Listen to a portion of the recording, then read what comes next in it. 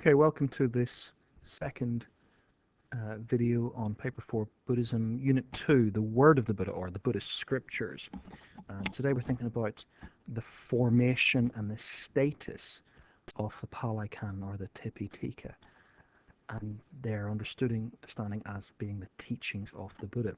Key language for today is this term Buddha Vacana, which literally means the word of the Buddha. Now, what is the word of the Buddha? This term refers to whatever books or works are accepted within one or other of the traditions of Buddhism as being the teachings of the Buddha. So all Buddhist traditions would say certain texts are Buddha Vacana, which is to make a claim about that text or texts being the actual words of the historical Buddha. But exactly which books are the word of the Buddha differs on the tradition, and so on. You've got some examples there. How important are the Buddhist scriptures anyway? If we just go through and just think about this question as we start today, how important are the scriptures? So, just looking at this, the Pali Canon, or the Tipitaka, is a really important set of texts as Buddhist scripture. It's considered the essence, the foundation for all Buddhist practices, because it contains the earliest teachings on what practices the Buddha did and what he prescribed. And you get this in the big section, the Sutta Pitaka. The Pali Canon is important as a scripture because it contains this Sutta Pitaka, and the Sutta Pitaka is the direct link with the foundational teachings of the Buddha. You know, a lot of stuff, the Four Noble Truths, the five skandhas, teachings on dependent origination, dependent arising. The Sutta Pitaka has all of this stuff, and it is considered, at least by Theravada Buddhists, the word of the Buddha. Sutta Pitaka also contains the teachings about the life of the Buddha as well, his previous lives, along with his parinibhya, his death. And it contributes to the whole theory of, or Buddhology of, Mahayana Buddhism as well. So it is important. But the fact is, within Mahayana traditions, scriptures just aren't as important. They prefer perhaps religious experience. There are scriptures, though, that are important, but the Mahayana Buddhists have their own teaching texts, which are more important.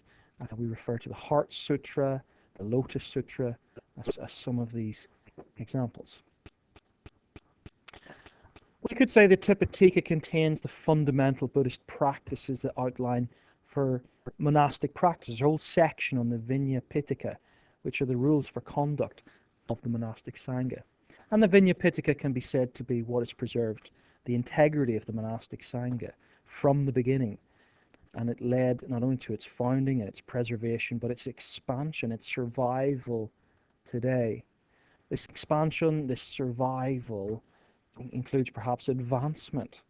The Sutta Pitaka has enabled the advancement, the development, and the continued integrity of the monastic community. It includes a code of conduct for monks and nuns, that including the Pati Mokkha, the Sutta Vibhanga, and the Kankara.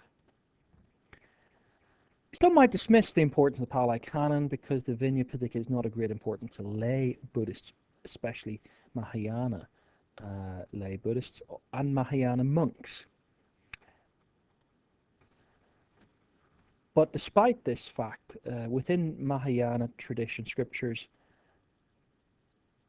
don't always play a significant part or role, because they have their own scriptures, but more importantly because throughout all Buddhism, Mahayana scriptures, well, they don't play an important part within the Theravada tradition.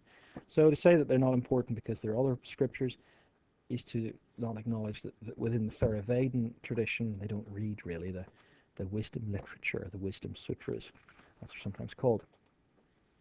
The Pali Canon contains the philosophical text, the Abhinadhamma Pitaka, these advanced teachings of the Buddha.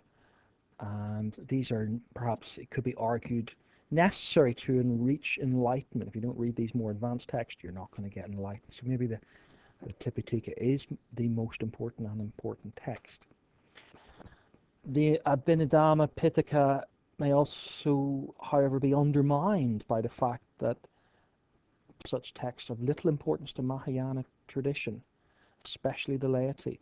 And even the majority of Theravadins just don't really read the Abhinadhamma Pitaka.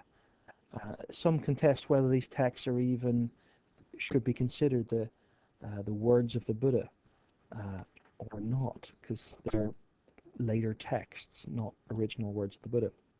The Mahayana traditions might undermine the Pali Canon further, because there's just this general attitude that the Pali Canon reflects the lesser teaching which the Buddha used in order to reveal the Dhamma to the less advanced practitioners.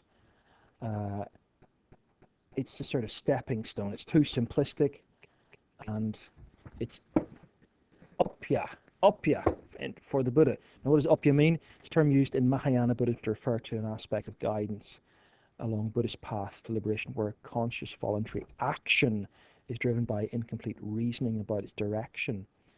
Right, so Zen Buddhism, others have this need for more advanced action. Finally, we'd say, nonetheless, the Mahayanas would see the Tipitaka with great respect. They do more or less see a lot of it as the word of the Buddha. He recognizes the earliest texts, and it does play some part, at least in the foundation of Mahayana teachings. Keep listening for further information on the Tipitaka.